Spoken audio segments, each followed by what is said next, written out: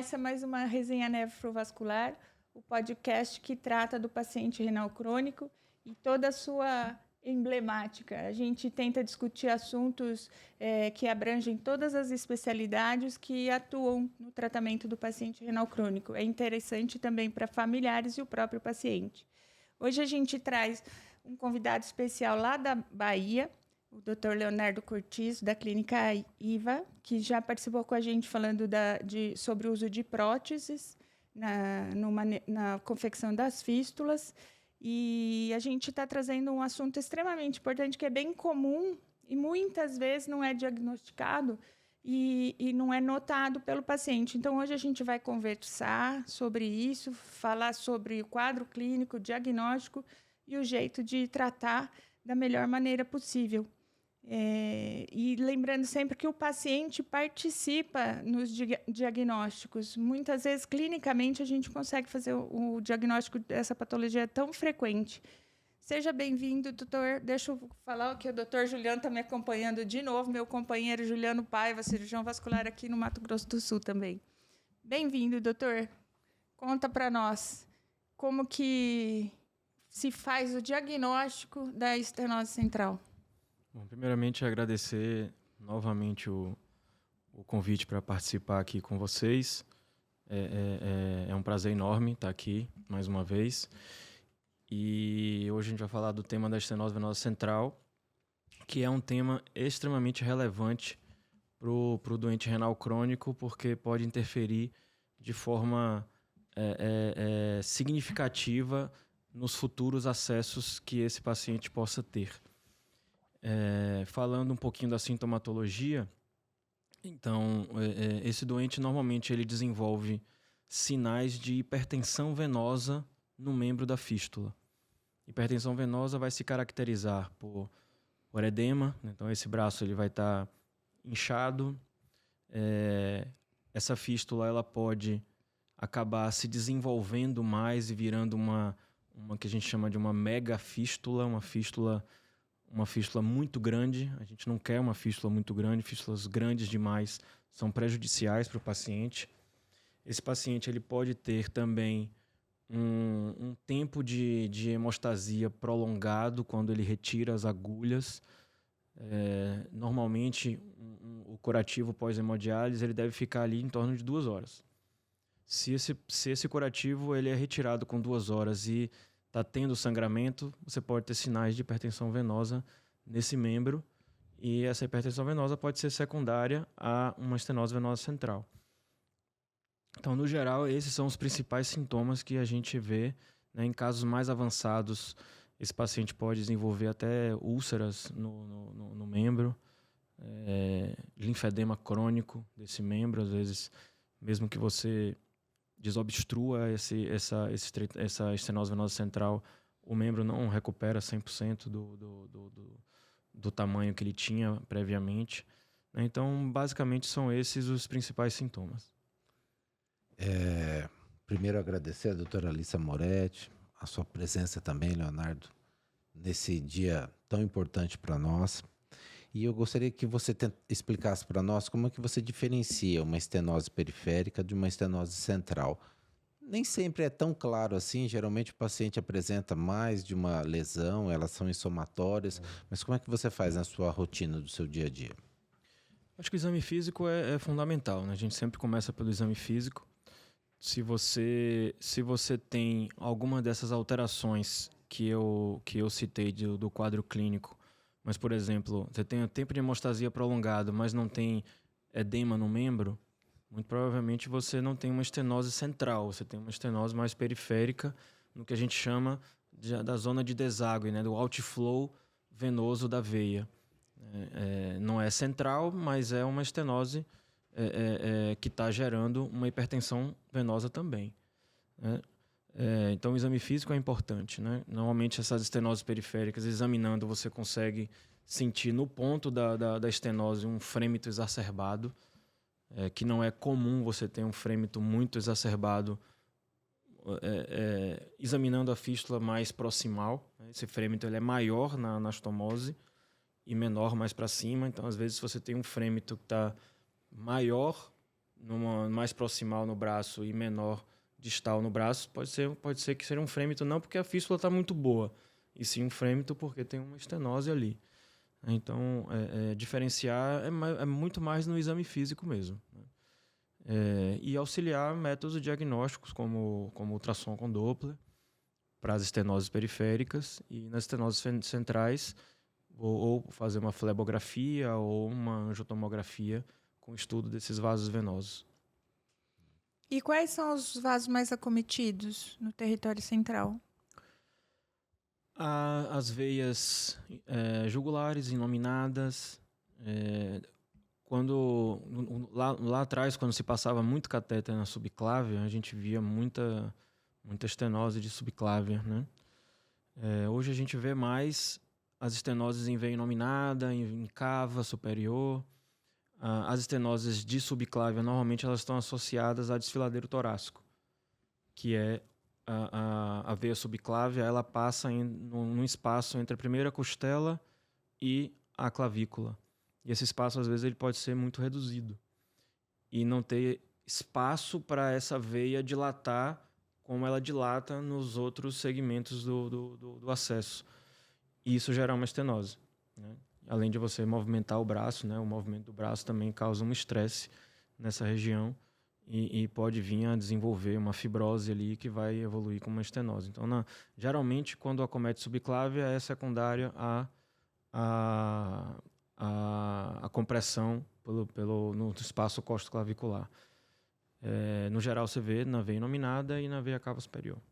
E tem algum tipo de fístula que acomete, tipo de estenose que cada tipo de fístula acomete na estatística, ou é igual?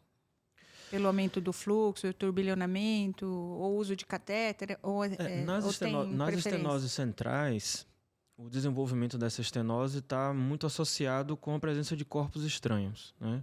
Seja um catéter que ficou por muito tempo ali, ou às vezes um paciente que ele tem um marca-passo, né? Os fios do marca-passo vão desenvolver lesões nessas veias. O tipo de fístula ele está mais associado com as estenoses periféricas. Então, as fístulas de antebraço, no geral, são as estenoses na região justa anastomótica, e nas fístulas de braço, nas regiões no trajeto de saída, né? As estenoses centrais, elas não seguem um padrão com o tipo de fístula. Tá. Elas seguem um padrão com o tempo que esse paciente ficou com catéter, né? Com presença de corpo estranho ali nas veias torácicas. Hoje já tá bem segmentado o tratamento, né, dessas estenoses centrais. Como é que você gerencia esse paciente? Você trata o paciente assintomático, só o paciente sintomático, aquele que está perdendo efetividade na diálise? Como é que você... Qual que é o grau de estenose? O excesso de dilatação da veia pela hipertensão venosa faz você evitar fazer uma angioplastia para não fazer uma fístula de super alto fluxo? Como que você maneja isso? É porque isso daí é sempre uma dúvida, né? Que a gente sempre conversa, né? Que o tratamento sempre é indicado no paciente sintomático, mas assim, o que é sintoma, né? Pro específico para aquele paciente. Como é que você faz essa determinação? Não, esse paciente aqui eu vou gerenciar ele de uma forma conservadora, desse aqui eu já vou partir para intervenção. No geral, nos pacientes renais, nas fístulas, você não trata lesões assintomáticas, porque é muito comum a presença de estenoses, seja periférica, seja central. E você trata quando essa estenose está dando alguma repercussão. Muitas vezes esse paciente tem uma lesão central, mas ele tem uma riqueza de circulação colateral que é capaz de fazer a drenagem daquela fístula de forma adequada, e o paciente não tem sintoma.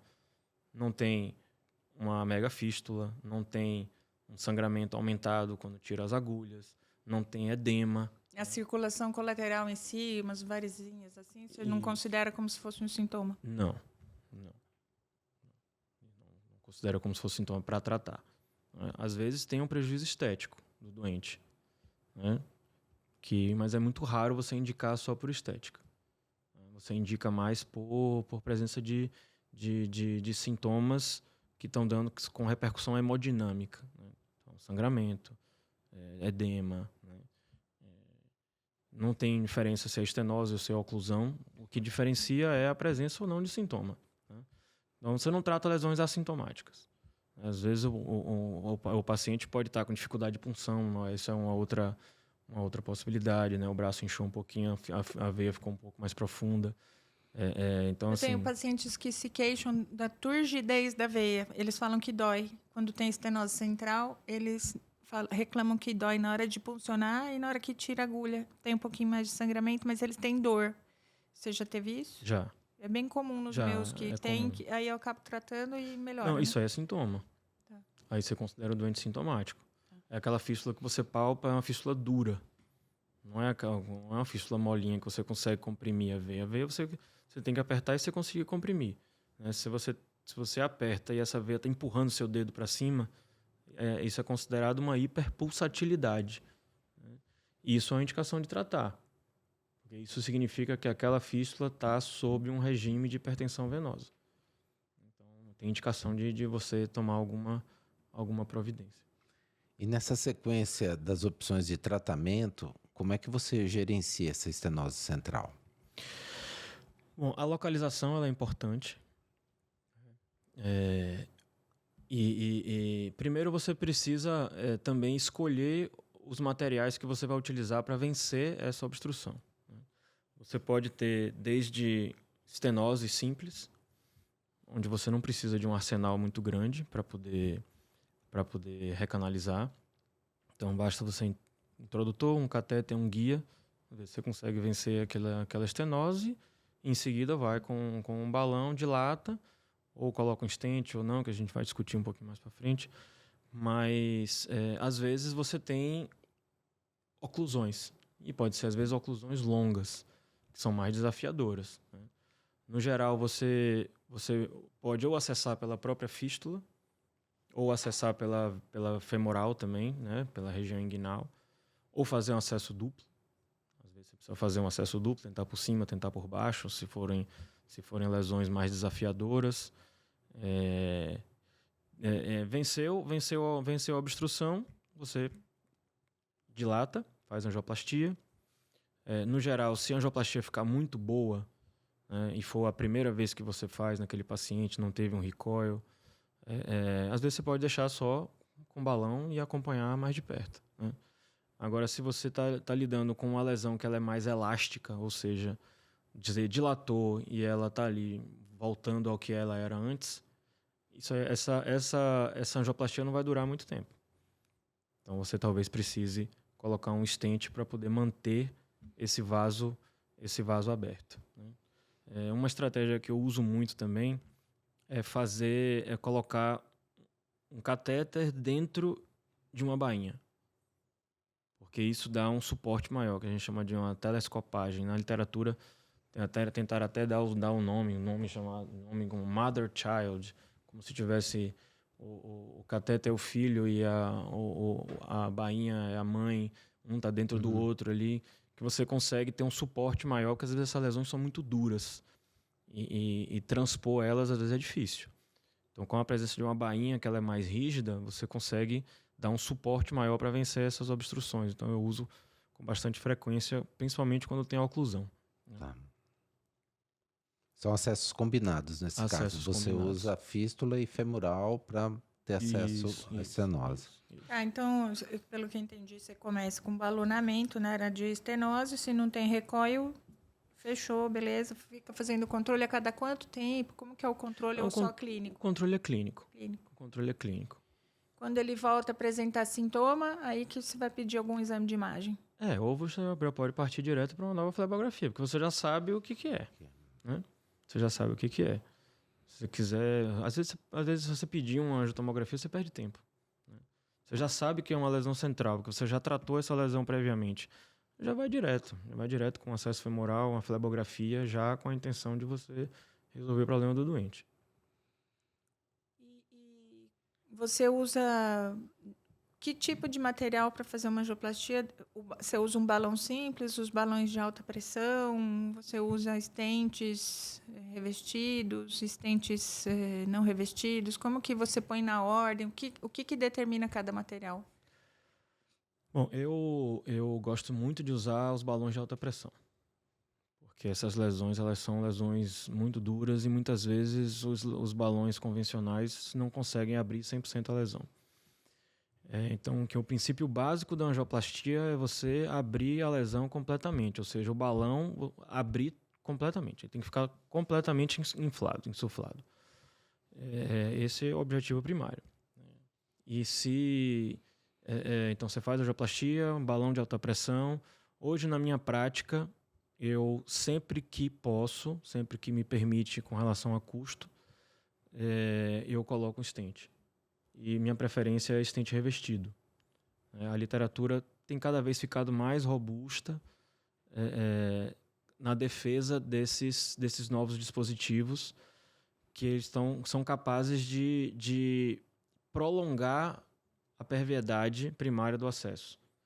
E quando você prolonga a perviedade primária do acesso, significa menos intervenção naquele acesso. Se você intervém menos, você proporciona ao doente uma melhor qualidade de vida.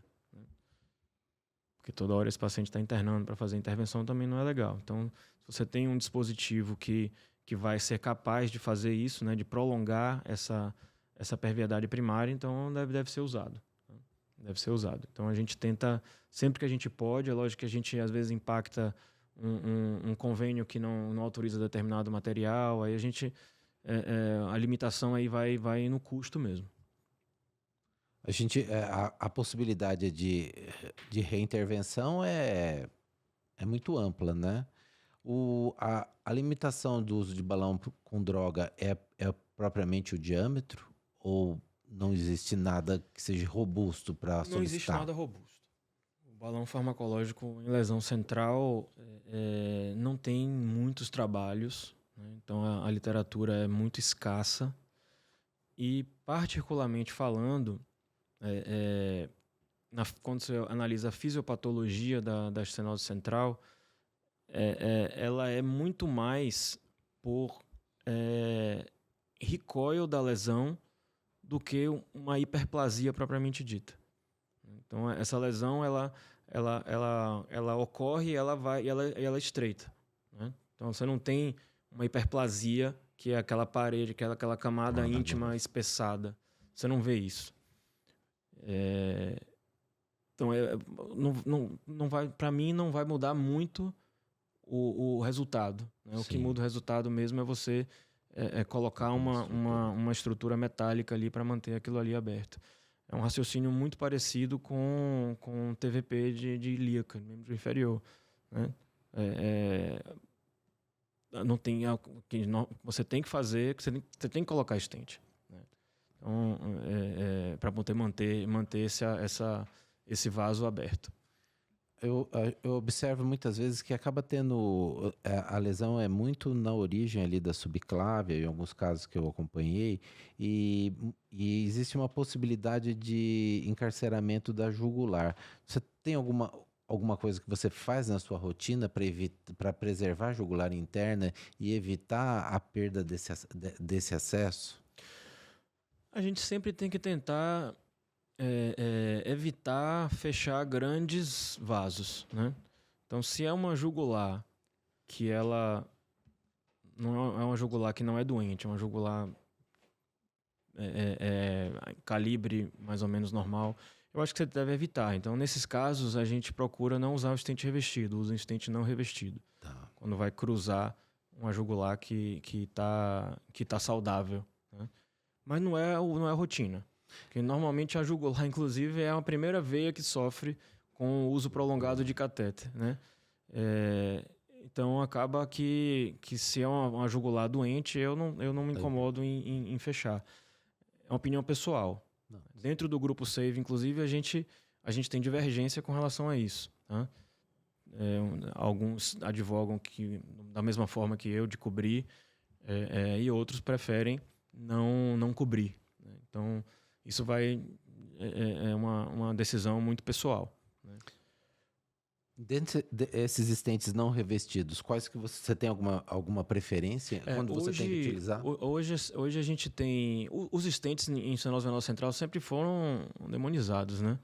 Porque os trabalhos utilizavam muito o all-stent, que é um stent duro, né? É um stent, inclusive, não foi nem feito para vaso, né? E aí o resultado era muito ruim. Fechava muito precocemente e, às vezes, você não conseguia passar um fio-guia pelo stent depois.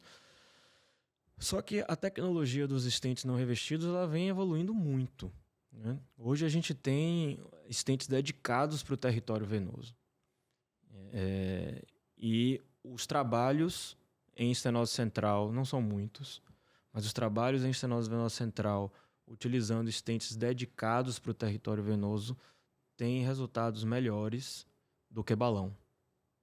Isso tem mostrado. E também resultados melhores do que os stents anteriores, não dedicados para o território venoso. Então, se eu não utilizar um stent revestido, eu vou utilizar um stent dedicado para a veia. Então, essa é a minha rotina. Ok. Tem alguma estatística de a cada quanto tempo que você faz intervenção num paciente com estenose central? Para os pacientes entenderem que, às vezes, os procedimentos têm que ser repetitivos e que isso não é ruim, é para fazer a manutenção mesmo desse excesso. Eu vou trazer para vocês uma experiência prática do Grupo SAVE.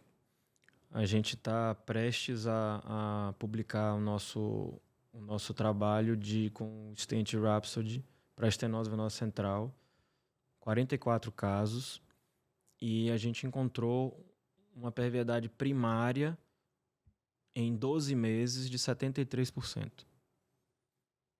Primária. Então, 27% dos pacientes precisou de uma segunda intervenção no primeiro ano. Só que a gente encontrou uma perviedade secundária, uma perviedade funcional, que a gente já conversou no podcast anterior, de 93%.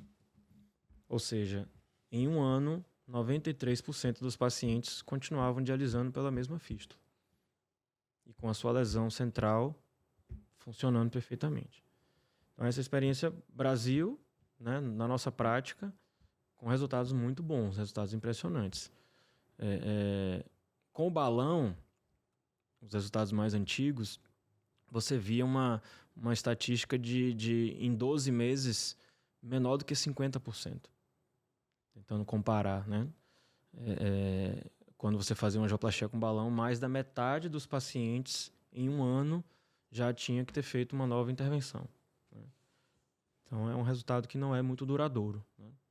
Às vezes resolve o sintoma ali, mas não dura muito. Então é natural que esse paciente vá sofrer uma outra intervenção nesse primeiro ano. Então não é incomum.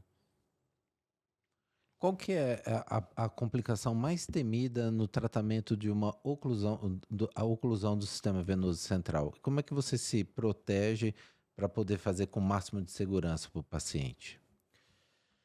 A angioplastia venosa central, ela às vezes é extremamente dolorosa, né? Então, se você puder fazer com o paciente com anestesia geral, é melhor, que é mais conforto para o paciente.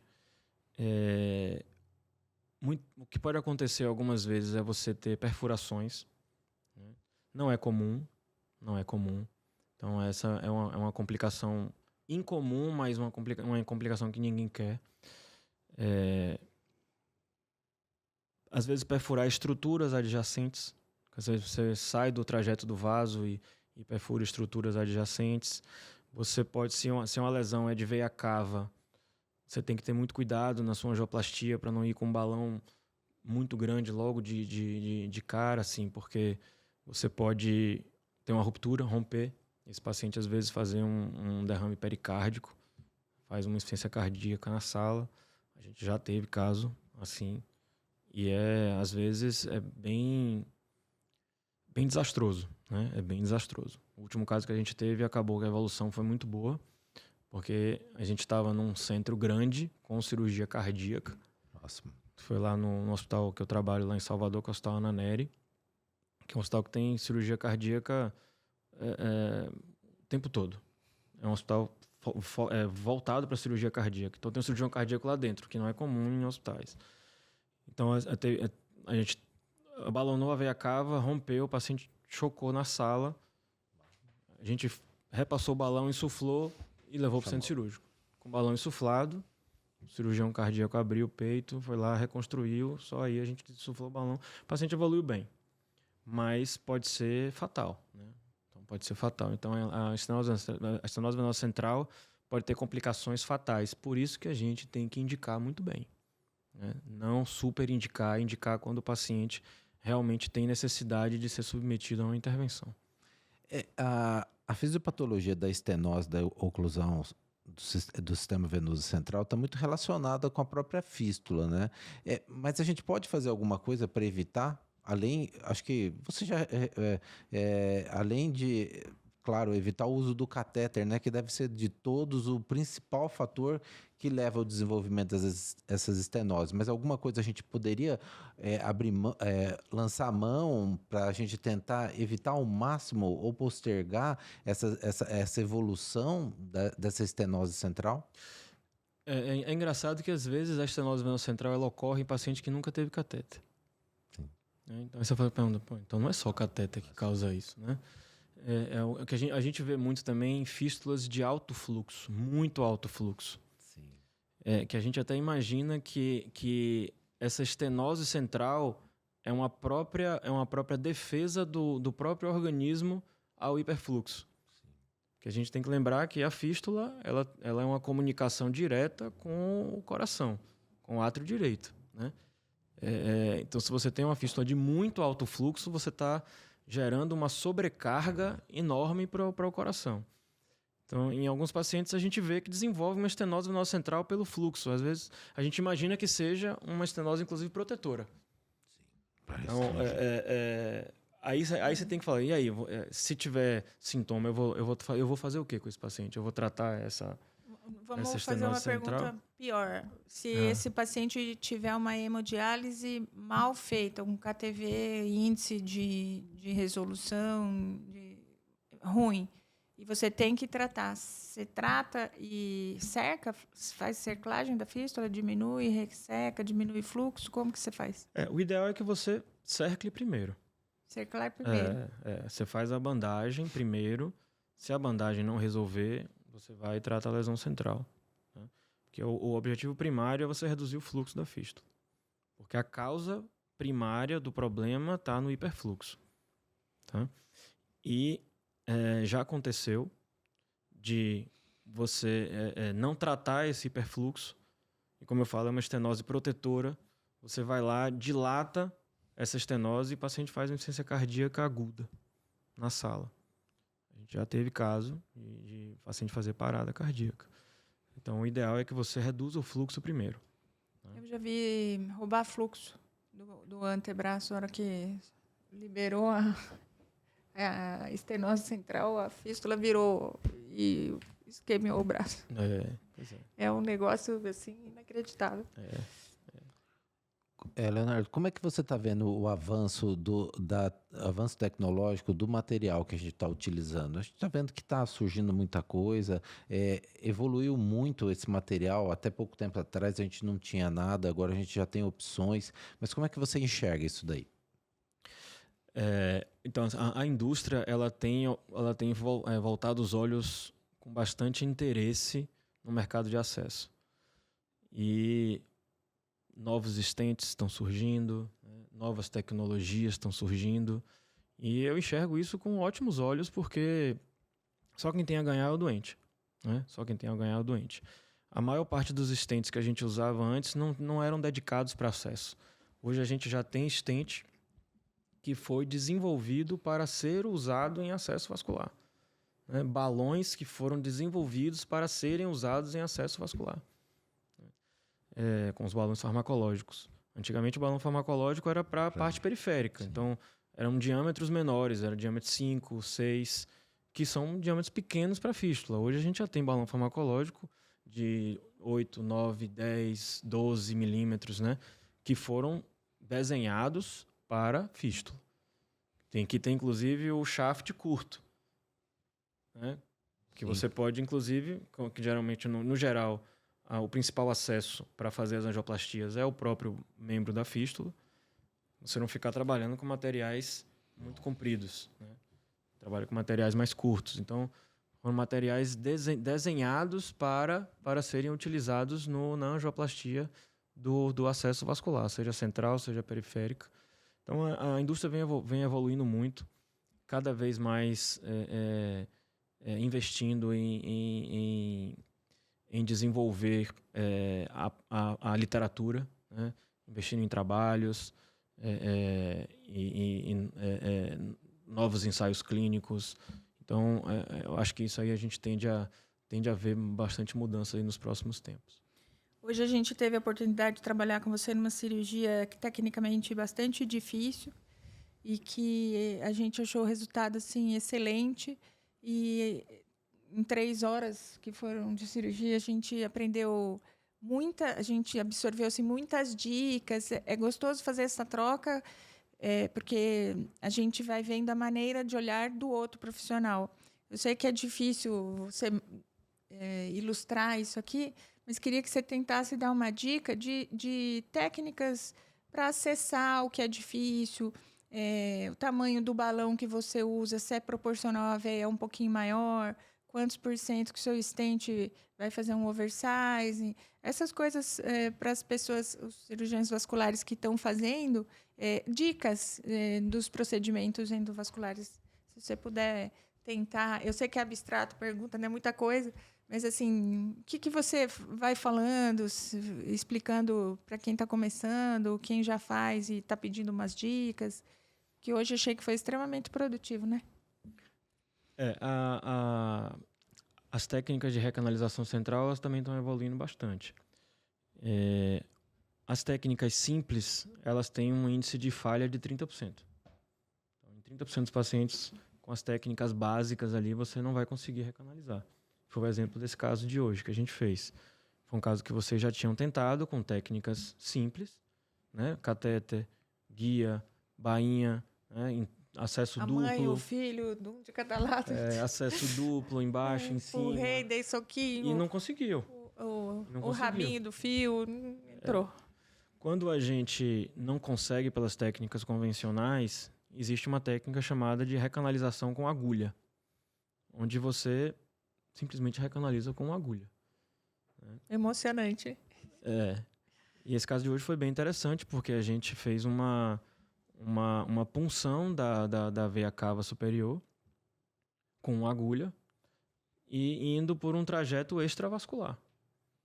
E a gente conseguiu unir os dois fios guia do acesso da fístula com o acesso da femoral por um trajeto extravascular. Sim. E colocamos um stent revestido ali. Então, são técnicas que vêm para poder aumentar nosso sucesso técnico do procedimento, né? Não sei se você vai conseguir mostrar as imagens A gente pode tentar mostrar. Tá alguma coisa para poder ilustrar, mas foi um caso bem interessante. Senão a gente vai fazer um post no Reels do Instagram e aí dá para acompanhar. Você sempre funciona por dentro, com a agulha por dentro do introdutor, ou você teve casos que você funcionou direto na pele? Não, a maioria punção direto na pele. Porque eu achei o introdutor, assim, que ele foi uma coisa assim que ele gerou bastante dificuldade para você movimentar e posicionar a agulha do jeito que você queria. Mas, claro, é uma opinião... porque ali a angulação não estava favorecendo. Essa agulha que a gente usa, que é uma agulha de um kit chamado NPAS, que na verdade é um kit montado para nefrostomia percutânea. A agulha, ela não é muito... Ela é um pouco mole. Então, ela dobra muito fácil. Então, às vezes, você tá introduzindo ela, você quer mudar a direção, você não consegue. Para você mudar a direção, você tem que trazer ela de volta lá para cima, aí mudar a direção e introduzir ela de novo. A angulação do nosso introdutor, que a gente fez um acesso na veia jugular externa... Era muito ruim. Ele era ruim. Ele estava lateralizando muito a punção e não estava conseguindo redirecionar para o nosso alvo que estava na veia cava superior. A gente tentou puncionar a jugular interna, não conseguimos, porque ela tinha na verdade ela estava obstruída na confluência, a gente não conseguiu passar o guia, então a alternativa que a gente teve foi ir por um trajeto extravascular, puncionando dois laços, né? Foi uma técnica que, inclusive, o colega, o amigo Tiago Barroso já postou no grupo do Save. A gente não tem relatos dessa técnica para acesso vascular. Essa técnica foi idealizada para TIPS, implante de TIPS no fígado, que chama Gunsight Technique, e onde você usa 2 alvos, né? Funciona um alvo, depois funciona o outro. E aí a gente acabou trazendo também para a gente colocou, só para eles entenderem, um laço na subclávia e um laço na cava. E ele conseguiu passar a agulha lá da supraclavicular e ele desceu e passou nos 2 laços. A gente passou um fio 0,18, puxou um varal para os 2 lados, aí a gente fez um varal e foi uma sensação maravilhosa, né? Muito bom. Quem se beneficiou foi o paciente, né? Sim, sim. Mas assim, aí, então assim, caso extremamente difícil, foi extremamente interessante. A gente vai postar um videozinho depois. Conta para nós assim, quando você passa a lesão, como você escolhe o tamanho do balão, o tamanho do estente venoso, o tamanho do estente revestido, qual que é o oversize? Se você cobre só a lesão, você tem alguma área que você deixa ele mais comprido, como se fosse a alça da cefálica, vou pôr como central, né? Porque tá ali. Se você faz a curva inteira, como que eu já vi, você já comentou com ele que você tenta não fechar a jugular se ela for importante, mas normalmente elas estão meio fechadinhas já. Tenta posicionar a gente nos tamanhos dos balões, o estente convencional e o estente revestido. Mundo ideal, se você puder usar um catéter de IVUS para medir o diâmetro da sua veia, esse é o mundo ideal. Mas a gente sabe que é uma tecnologia que agrega custo, né? Você já está colocando estente revestido. IVUS, enfim, às vezes a gente não consegue. Então, com o IVUS a gente tem o tamanho exato. Normalmente a gente faz um oversize pequeno, 2 milímetros no máximo. Se você não tem o IVUS, a estratégia que eu uso normalmente é o que a gente fez hoje, com balões seriados, né? Começa com balão 8, com balão 10, e aí você analisa ali mais ou menos o diâmetro do balão com o diâmetro do vaso nativo, você consegue saber mais ou menos o tamanho do estente que você vai usar. É muito importante na angioplastia venosa central você começar com balões pequenos. Fazer uma dilatação seriada, né, progredindo o diâmetro do balão, porque você diminui a chance de ruptura, né? Se você já chegar ali e já for com balão 14 direto, uma lesão que está ocluída, aí com balão 14, a probabilidade de você romper esse vaso é maior. Então você vai com 8, vai com 10, né? E vai progressivamente aumentando o diâmetro do balão. E hoje em dia a gente não dá um oversize muito grande no estente, porque o estente revestido no acesso vascular, a principal complicação dele é fazer uma estenose nas suas bordas. O revestimento ele vem justamente para prevenir essa proliferação do endotélio, né? O endotélio crescer e reestenosar. Ele protege, é uma barreira física para isso, mas isso vai acontecer nas extremidades. Então, se você tem um oversize muito grande nas extremidades, você faz uma reação inflamatória naquela extremidade, e aquilo ali vai fazendo com que gere uma hiperplasia endotelial e faz estenose. O que eu tenho tentado é balonar, depois de colocar o estente, eu faço balonamento na parte central dele, eu já não balono as bordas. Você faz isso também? É uma estratégia interessante fazer. Mas também você não pode deixar a borda fechada. Né? Ou então, o que você pode fazer no centro você balona até pressão de nominal do balão, e nas extremidades você só abre o balão sem fazer muita sem fazer muita pressão, sem estressar muito a parede do vaso ali. É uma estratégia que a gente usa também. Quando você usa o IVUS, você percebe que você está posicionando um stent maior, menor? Como é que é a relação do ter essa visão? No geral, assim, aconteceu algumas vezes de você... aqui eu usaria um stent 14. Aí quando você passa o IVUS, pô, 14 vai ficar pequeno aqui. Tem que usar 16. No geral, central é 14 e 16. Sim. No geral. O caso de hoje, a gente usou um 12, mas porque uma das coisas mais importantes é você dimensionar o diâmetro do stent para o diâmetro do vaso na sua região distal, que é onde o vaso é menor, e não proximal. Entendeu? Às vezes no proximal ele pode até ficar flutuando, sem encostar tanto na parede, mas encostar na parede na sua região distal. Para ficar bem ancoradinho. Para ficar bem ancorado. O fluxo não fazer. Então, quando você usa o IVUS, você vai escolher o seu stent baseado no diâmetro distal. Tá. Entendeu? Isso é importante, porque senão faz muita hiperplasia ali, é ali que você vai ter restenose. Né?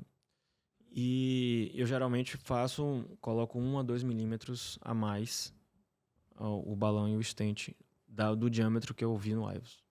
Para os dois stents, tanto o revestido quanto o stent venoso? Sim. É bem desafiador, né? A gente, acompanhando o procedimento hoje, a gente percebeu, né, que tem algum limite para tratar as oclusões centrais? Você já encontrou um caso que assim, que não, aqui nós não vamos nem tentar? Não, a gente sempre tenta.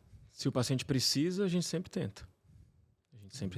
Nem lesões muito longas, que envolvem tanto o lado direito, esquerdo. Eu acho que lesões longas são mais desafiadoras. Nesse trabalho que a gente vai publicar da estatística do Grupo SAVE, a gente viu que quanto mais longa a lesão, menor é a durabilidade. Então, esses casos onde você perdeu a perviedade primária muito cedo, são casos onde as lesões eram mais longas. Então, é um fator prognóstico ruim, lesões mais longas, tanto para o sucesso técnico do procedimento, quanto para a durabilidade do seu procedimento no segundo momento. Se você tiver 2 lesões iguais, uma do lado esquerdo e do direito, qual que você faria a opção de recanalizar? Recanalizar o lado da fístula. O lado da fístula. O lado da fístula. Tá. Se você não consegue, o que você pode fazer, você pode derivar, cirurgicamente também. Tá. Né? Thiago tem bastante experiência com isso. Deriva de um lado para o outro, deriva da subclávia para a femoral, né? desde que o eixo receptor esteja pérvio. Tá. Né? É uma possibilidade, antes de você pensar em desligar esse acesso. Tá. Então tem muitas alternativas antes de você pensar em desligar esse acesso. Tem um catéter que está chegando no Brasil também, que é um catéter de radiofrequência, onde você faz uma recanalização por radiofrequência. É um catéter que ele aumenta a temperatura, tipo o laser de safena, onde você faz o que a gente fez hoje, faz um trajeto extravascular. Ele vai queimando e você consegue fazer a recanalização. São para casos que você não conseguiu de nenhuma outra forma, né? E também tem que colocar o stent revestido. Lembrar que qualquer técnica que você use que tenha a chance de ir extravascular, você precisa cobrir com stent revestido.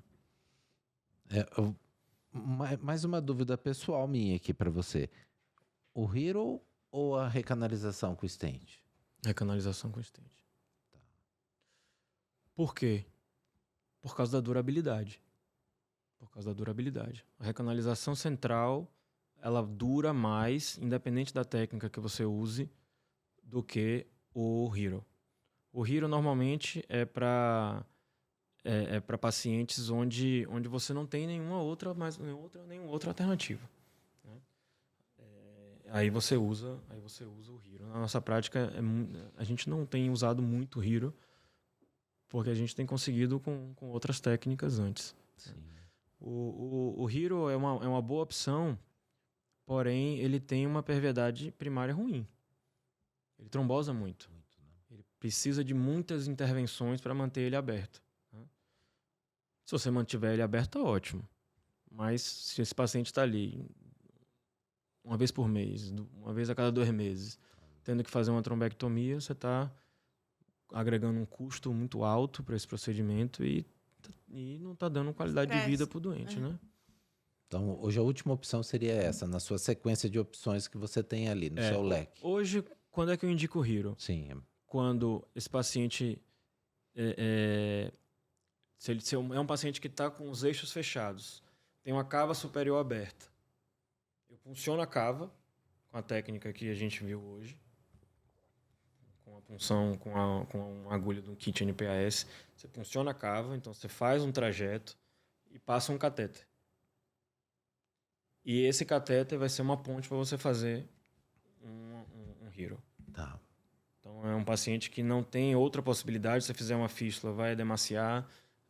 A sua alternativa é fazer um Hero para poder trazer uma fístula para esse paciente. Esse paciente vai ter uma fístula, né?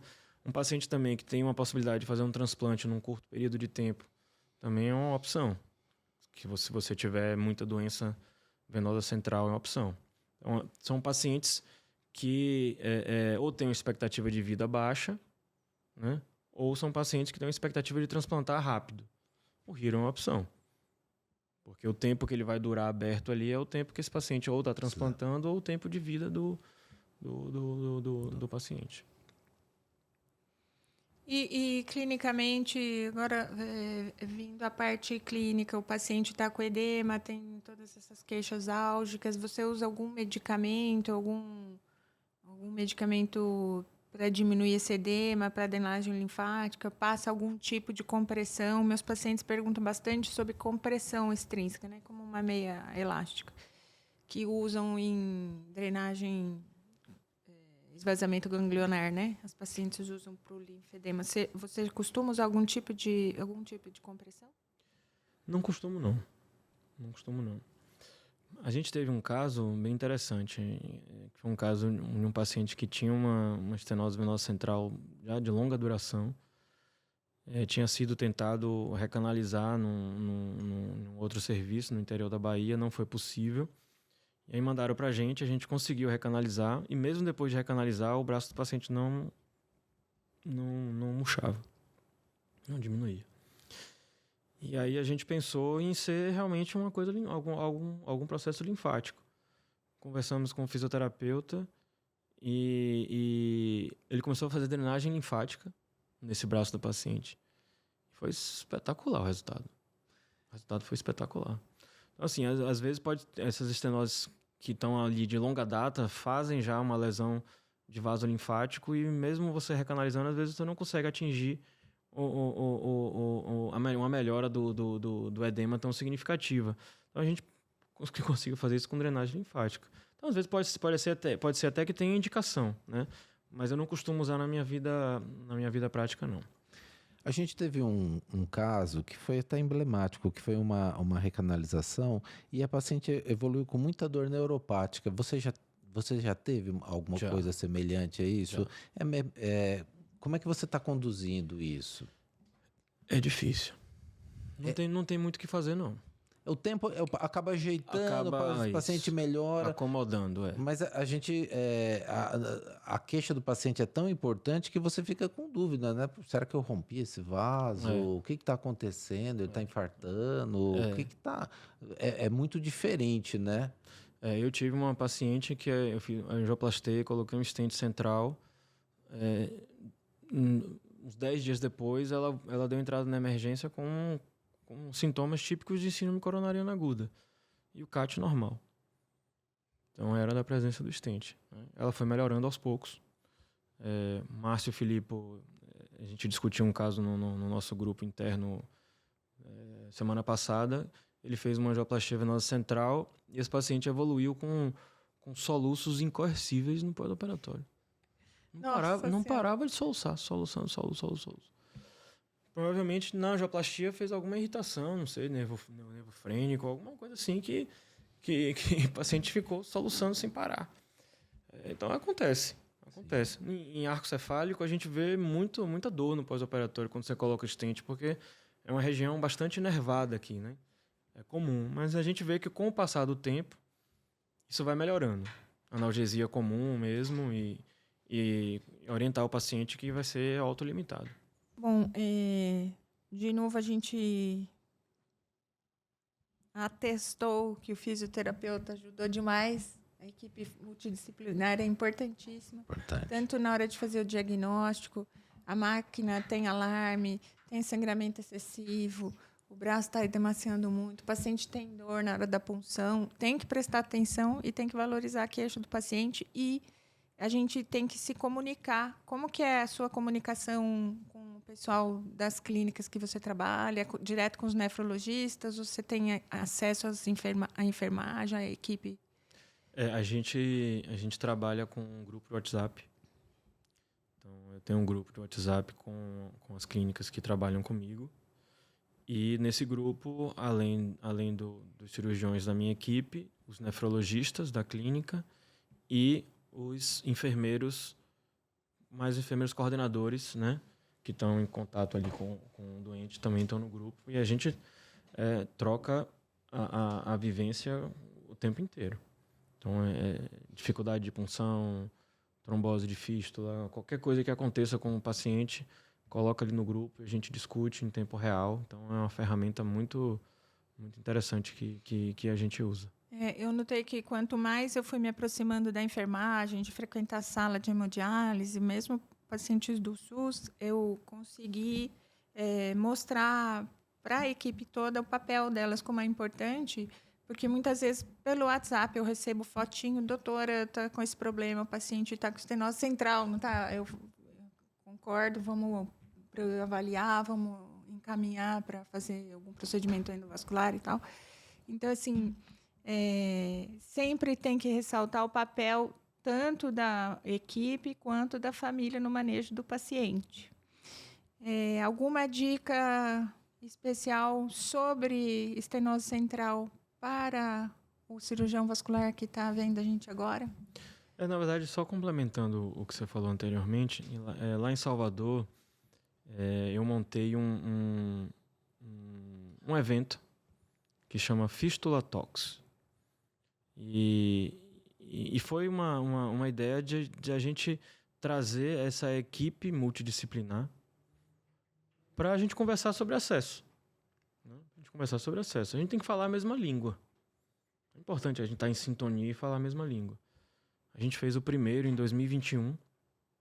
A gente vai fazer quando estourou a pandemia, em março de 2020. Aí estourou a pandemia, foi aquela coisa. A gente acabou postergando um ano.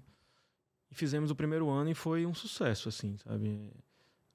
Muito interesse de todas as partes envolvidas.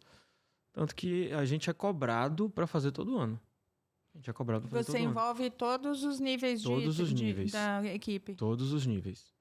Tem os cirurgiões vasculares da minha equipe, com os nefrologistas das clínicas, com os enfermeiros das clínicas.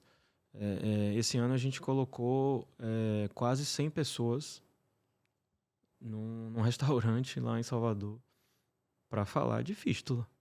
Então, a gente precisa falar a mesma língua. Acho que a educação continuada é fundamental. Né? Se essa enfermeira falou para você, tem uma estenose venosa, acho que tem estenose central, é porque ela já está começando a entender o que acontece quando tem estenose venosa central. Né? Quando tem um regime de hipertensão venosa, o braço está inchando. Quando eu tiro a agulha aqui, eu tenho uma dificuldade enorme de fazer esse curativo. Então, eles começam a entender que aquilo ali não é normal, que aquilo ali é um problema. Né? E precisa referenciar para o cirurgião vascular, né? Precisa conversar, né? Precisa tentar entender o processo, resolver. Então, isso aí é extremamente importante. Eu recomendo a todo mundo que façam suas aulas, suas reuniões, seus jantares com a educação continuada da equipe multidisciplinar. Isso é muito importante. Mesmo porque a gente é o cirurgião vascular que tenta fazer o manejo dos pacientes a cada certo tempo, só que a equipe que está dentro das clínicas vê o paciente pelo menos 3 vezes por semana, né? Exatamente. Então, o diagnóstico pode ser muito mais acelerado se alguém tiver um olhar de falar, está diferente, vamos pedir para o cirurgião vascular dar uma avaliada para ver se não está alguma coisa errada mesmo. Aí, às vezes, eu vejo, não, está tudo bem, só foi um acidente de punção e tal. Aí elas falam, ai, desculpa. Eu falo, não, é melhor chegar no consultório e não ter um problema do que ter o problema e não mandarem porque ficou, será que até, né? Então, assim, a gente também tem que devolver e tentar ensinar, né? A gente tem que tentar ensinar o máximo que puder para a gente poder falar a mesma língua, né? Ah, com certeza, né? Muito É difícil, um dos desafios hoje, os maiores desafios é esse, né? É você capacitar a equipe e reter esse talento, né? Porque o talento, quando ele é capacitado também, a gente acaba perdendo ele, né? Mas o que é pior, né? Trabalhar com alguém que não evolui ou você vê uma pessoa que evoluiu seguir o caminho dela, né? Acho que a gente tem que realmente trabalhar com quem está interessado, quer aprender. É sempre o nosso objetivo. Bom. Mas mais uma coisa, antes disso, eu queria expressar assim, dizer em uma palavra hoje os ensinamentos da cirurgia, o tanto que você ensinou para nós hoje, Leonardo, é gratidão, viu? Porque para nós você conseguiu transpor um limite que era intransponível para nós. Você mostrou como fazer e como que a gente pode ajudar os pacientes que têm esse problema que é muito comum, essa oclusão que você venceu hoje nessa cirurgia, que foi uma cirurgia que eu considerei extremamente difícil, e como você resolveu, e como foi assim um caso de muita complexidade e que foi tratado com muita tranquilidade. É a palavra, viu, para mim. É muita gratidão por você ter vindo aqui, nos ensinado, ter dado essa oportunidade. Igualmente da minha parte, tá? Eu admirei bastante a sua postura, a sua paciência, a sua persistência. Foi assim, um grande aprendizado para nós, tanto deste caso quanto dos macetes, o jeito que você aborda, o que você vê, porque é interessante a gente aprender isso, né? Também. Né, não, para mim é um prazer enorme estar aqui aí. Fazendo esse caso com você, quando você falou que tinha um caso para fazer, vamos fazer, vamos lá. É muito gratificante. Você falou a palavra persistência, e estenose venosa central, ela é igual a persistência. A gente não pode desistir muito fácil, porque muitas vezes é a insistência que a gente consegue ter sucesso no procedimento, né? Então, o que eu recomendo aos cirurgiões vasculares que estão indo para essa área de acesso vascular, na estenose venosa central, tenha paciência, né? Coloque seu catéter lá, fique cutucando com seu fio guia. Uma hora vai vencer. Se não vencer, a gente parte para uma técnica mais avançada, que não é nem um bicho de 7 cabeças, vocês viram hoje, né? Com um pouquinho de treinamento ali, vocês vão fazer de olhos fechados aí. Não, eu já estou encorajada. Eu tô com medo. Eu assusto ele. Mas não tem coragem, ou tem medo. Agora eu já sei fazer. Ai. Então, a gente pode encerrar, né, por hoje, sempre agradecendo bastante a presença do Dr. Leonardo Cortizo, lá de Salvador, Bahia, que veio aqui prestigiar a gente no podcast Resenha Nefrovascular. Hoje a gente falou de estenose central e desde o seu diagnóstico até os tratamentos mais modernos e diferentes. A gente teve a oportunidade de fazer uma cirurgia com ele hoje, que foi extremamente gratificante. E estamos aqui à disposição. Se vocês tiverem algum assunto que está faltando a gente conversar aqui, comenta aqui embaixo. Curte o vídeo, começa a seguir a gente e até a próxima.